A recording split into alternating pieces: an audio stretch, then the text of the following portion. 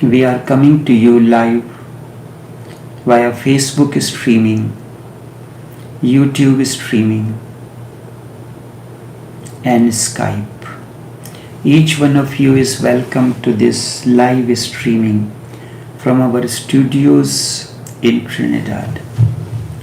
Sutras of Vigyan Bhairav Tantra,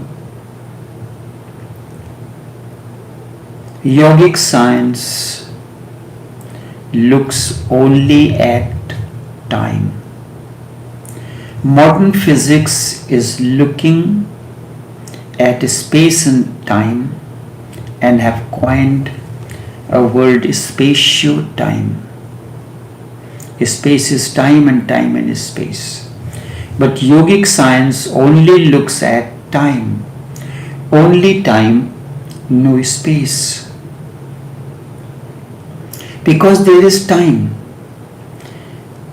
and there is a consequence of time, and that consequence is space.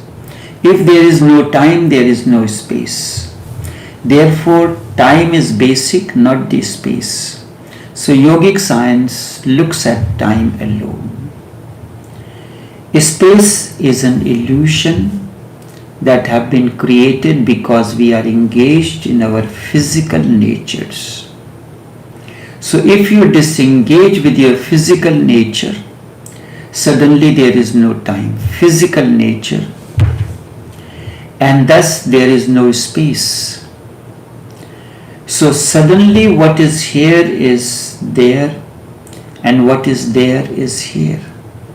People think something miraculous has happened. Indeed, nothing miraculous has happened. It is just you kept your accumulations, whatever you have gathered in this as memory, imagination, the bag, aside for a moment. What you have accumulated and what you are two different things. I had explained yesterday, we have gathered memories, we have gathered imaginations, we have intellect, conditionings. This is what you consider you are.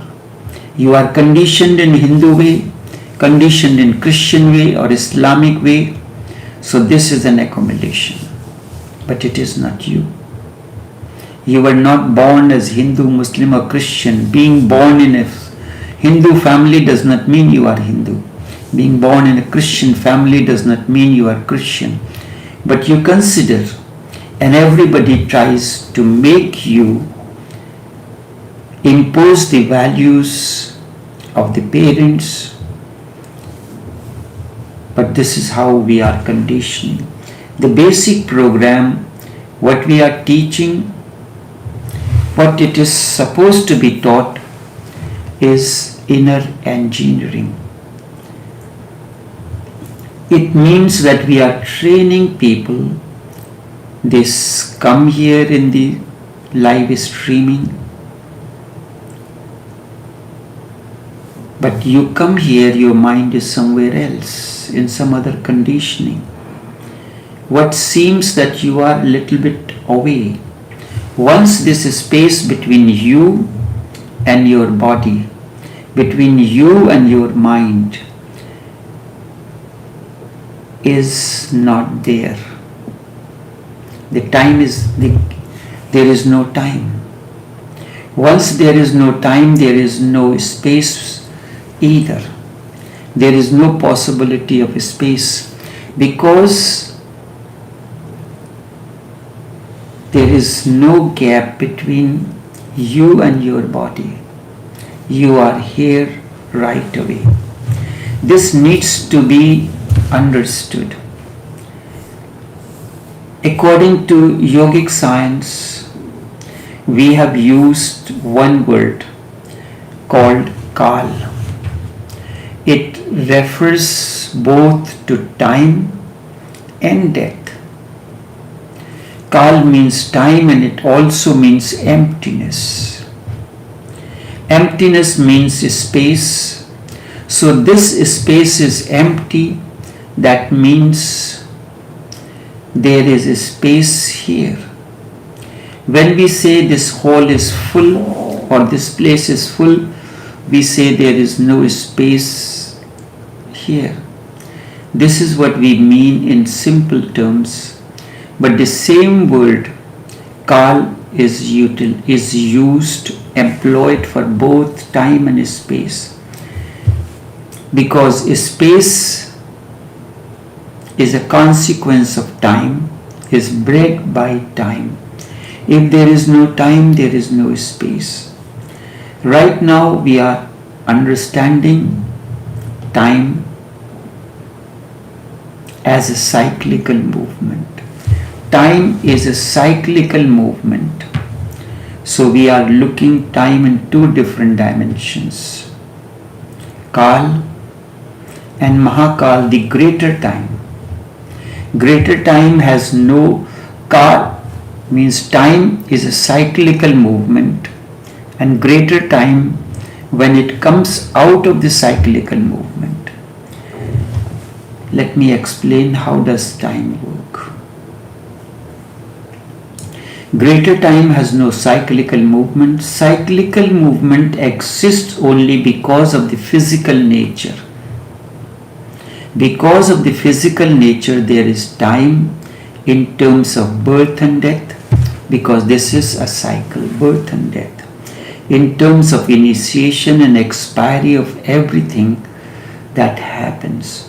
Every atom, every electron, every proton, somewhere has an age. Even the very planet, the solar system and sun too has an age.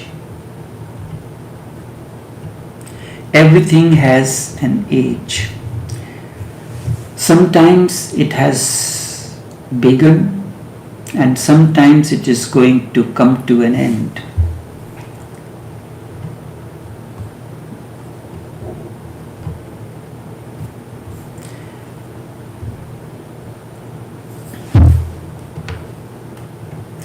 Whether it is going to be a bang or a peter out is something we can debate. There is a bang theory. But physicality is not perpetual. It begins and ends.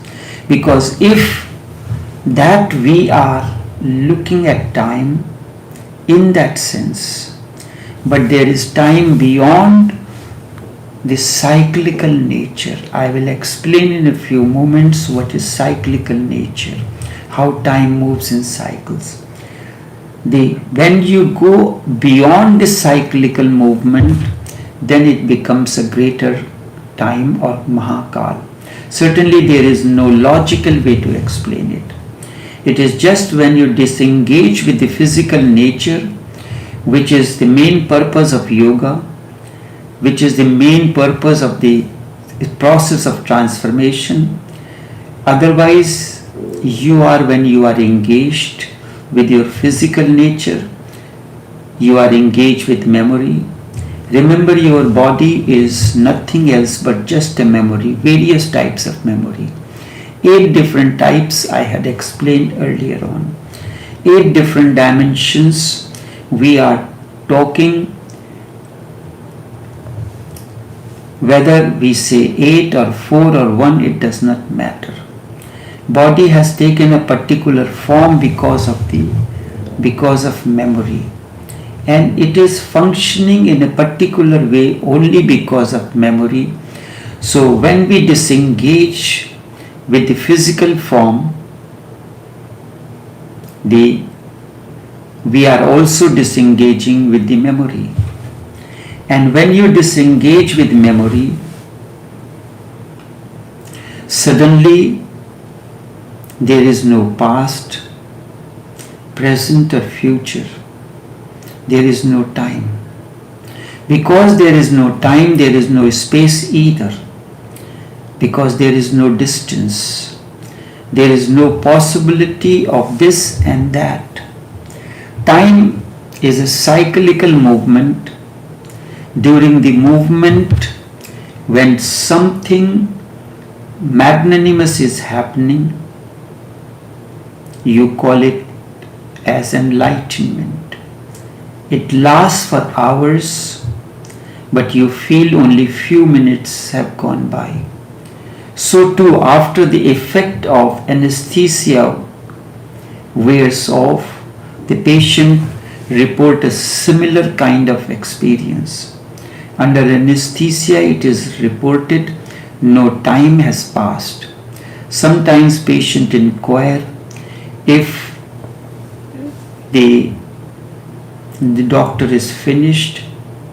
They are not aware how much time has passed.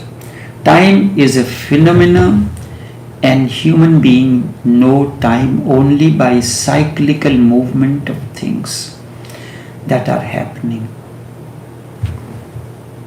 When earth spins one, we call it a day. Earth is spinning, cyclical movement. Moon goes around the earth,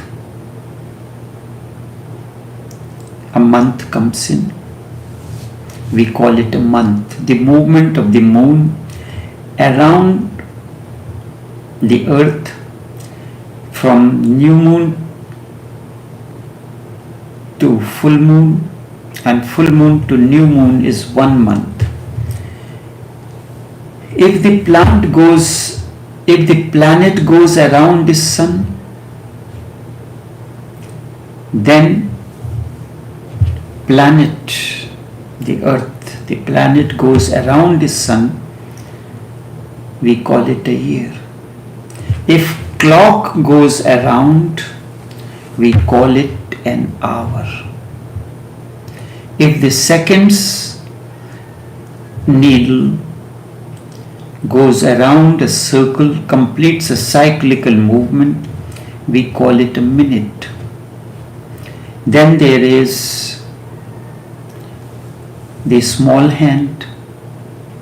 So that is how, so only by cyclical movements we know time. What cyclical movement means is all physical dimensions of the existence from atomic to cosmic existence. All this is happening because of the cyclical movements. Anything physical in the universe, anything physical in the universe is cyclical. So the entire yogic process is just about this, how to transcend this cyclical movement of our existence, because cyclical movement means we are going in circles. If I tell somebody you are going in circles, what does it mean? It means you are not going anywhere. Energy moves in circles, and the moment when the spaceship goes, it is within the gravitational force of the earth, and it needs more energy, more power to transcend that gravitational force. And that is what sometimes we say to the people, you are just going in circles. That means you are not going anywhere. This is the fundamental ethos, that once you are attuned to cyclical movements of life, you are not really getting anywhere. And we are in cyclical movements of life. Morning comes, day begins, breakfast, going to work, coming from the work, going to sleep. But are you making any effort to go beyond this circle? You are not really getting anywhere. But it feels like you are going somewhere. Today everyone knows this experience, because most of them walk only on treadmills. If an alien watches us riding a stationary bicycle or running on a stationary treadmill, what will he think of us? Therefore, cyclical movement signifies only physical existence. Physical existence as today, fundamental physics is talking about it. Forever, what fundamental physics is talking about today, yogic science has always been saying this. It is a minuscule of a larger space. It is 0.000 some percentage, negligible, all of us together and the planet and the universe and everything.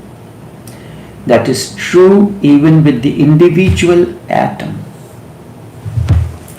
Even in the individual atom, the substance is way below 1%.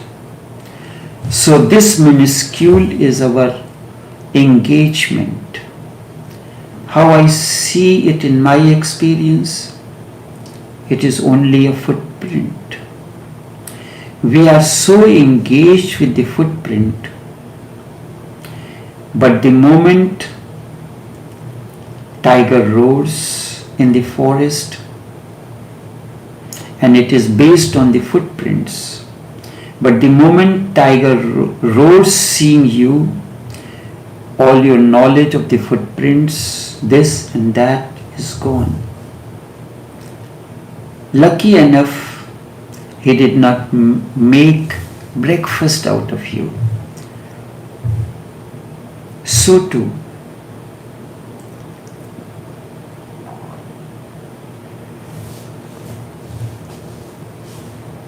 we are studying the footprints. Consciousness, the remaining 99.9%, whatever percentage that is there in the atom, that is there in the cosmos as well. This 99% that is in their cosmos is consciousness. An atom has captured only a minuscule of consciousness. You and me have captured the largest among compared to any other creature on this planet. That is why we are at the peak of evolution. That we have captured the largest, but time we know only because of our involvement with the cyclical movements. Once there is no cyclical movement, or in some way you get disengaged with the physicality of your existence, time will not be there. When I say physicality, everything that is physical about you is accumulated over a period of time. Everything, your conditionings, your memory, your imagination is accumulated over a period of time. Isn't it so? It is an accumulation. Now everything that is mental about you is also accumulated. It has become the content. It was conditioned into you. The framework may be there, but the content is accumulated. What you accumulate cannot be you, and it is not you. It can be yours, but certainly it cannot be you. The car is yours, the house is yours. This you have accumulated by virtue of your whatever reason it may be. But is car you? Is house you? You have gathered all these things. but it cannot be you. So once there is a little disengagement with the car, with the house, with this, with that, memory, possessions, accumulations, the physicality of what we have gathered, suddenly there is no sense of time and space.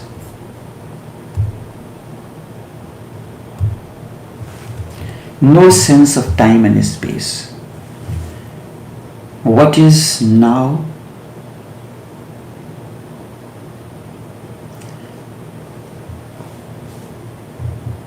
Then what is then is now. What is now is then, and what is then is now. What is here is there, and what is there is here as well. Everything gets this. This is very beautiful, explained by Shiva, the first yogi ever, nearly 15,000 years ago. He said this. His disciples were questioning him, what is the nature of the existence? Where does the cosmos begins? Where will it end? This is the entire subject matter of Vigyan Bhairav Tantra. Devi, his consort, sitting on his lap in a loving manner, asks certain questions. What is this wonderful universe? Where did it begin from? What is its nature? When will it come to an end? And questions like these. In response to that, the yogi Shiva gives 112 techniques of meditation. Some are breathing exercises, some of other natures. So in response to the questions that disciples were quizzing him, he laughs at them and says, I can pack your cosmos into a mustard seed. I can pack your entire cosmos into a mustard seed. That's minuscule. Time is a cyclical phenomenon. The earth takes a spin around. It is a day. Moon takes a spin around the earth. It becomes a month. New moon to full moon, 15 days. Then the descent begins. Then full moon to new moon, and the cycle completes. It is sometimes 30 days, sometimes 31 days. So with this, the month comes into existence. When earth moving with the movement of the sun, the concept of the air comes in. So you have to remember this. In yogic science, only time, there is a concept, and the common word kal is used for time and emptiness. Emptiness means space. What is the other concept of space? The space is emptiness. Is there emptiness in you? Meditation aims at creating the emptiness, the gap between you and what you have accumulated. And if it is there, we are all engaged with computers.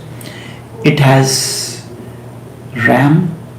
We go into, when we are purchasing a computer, we look at what is the RAM of it, the readily available memory. That works like a space on the table. If your table is full of all kind of things. There is no space even to put a notebook or to take a notes or to write something, because all around there are gadgets, this and that, a speaker, this stand, that stand. So there is, and then what is the other memory of it, where you finally store everything? So if there is RAM, readily available memory, the space that you have to work with in order to sort out a particular problem. When you have sorted it, you have shelved it. You have finished the project. Sometimes you are working on a project, the project is finished, you hand over to the respective department or the place, but you keep a copy on your memory. So how much space is there? That is the emptiness. So the same word is used for time and space. Kal is also known as death, emptiness, death of all that you have accumulated. And then there is a word that when you go beyond this engagement into a realm of disengagement, you enter the realm of Mahakal, the greater time, greater emptiness. So you are a minuscule, you are going to be a part of the cosmos, and that is what the drop, which is minuscule, of the ocean is merging into the ocean. This is what we know as enlightenment. So only this much for this morning. I will take into next week another aspect that relates. There is nothing that belongs to any particular boundary. When we use a particular word, anesthesia, in medical science, in the field of surgery, it serves a different purpose. But all of us use anesthesia in one way or the other. And pain is essentially a protecting mechanism for us.